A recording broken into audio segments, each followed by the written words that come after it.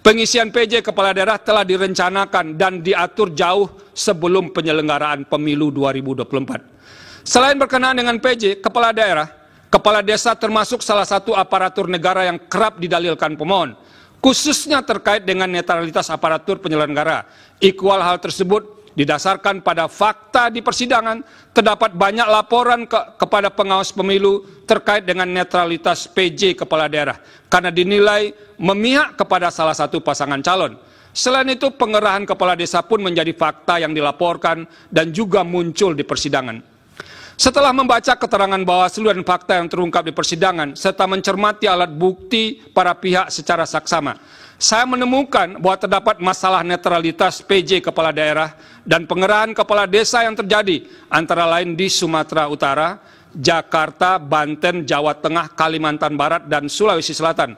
Adapun bentuk ketidaknetralan PJ Kepala Daerah diantaranya berupa penggerakan ASN, pengalokasian sebagian dana desa sebagai dana kampanye, ajakan terbuka untuk memilih pasangan calon yang memiliki komitmen untuk melanjutkan IKN, pembagian bantuan sosial atau bantuan lainnya kepada para pemilih dengan menggunakan kantong yang identik dengan identitas pasangan calon tertentu, penyelenggaraan kegiatan massal dengan menggunakan baju dan kostum yang menonjolkan keberpihakan kepada pasangan calon tertentu, pemasangan alat peraga kampanye di kantor-kantor pemerintah daerah, serta ajakan untuk memilih pasangan calon di media sosial dan gedung milik pemerintah.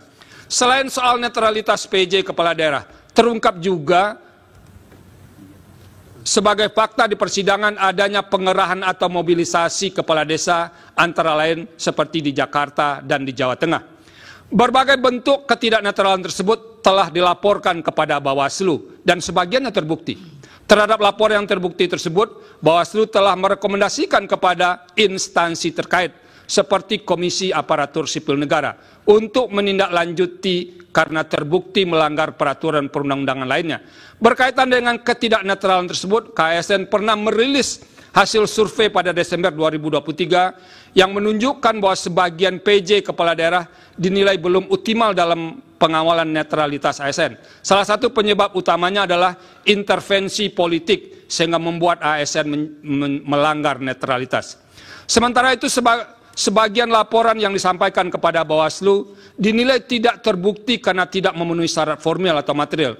Namun Bawaslu tidak memberitahu kekurang lengkapan syarat dimaksud. Hal demikian sebenarnya dapat dipandang sebagai cara Bawaslu menghindar untuk memeriksa substansi laporan yang berkenaan dengan pelanggaran pemilu.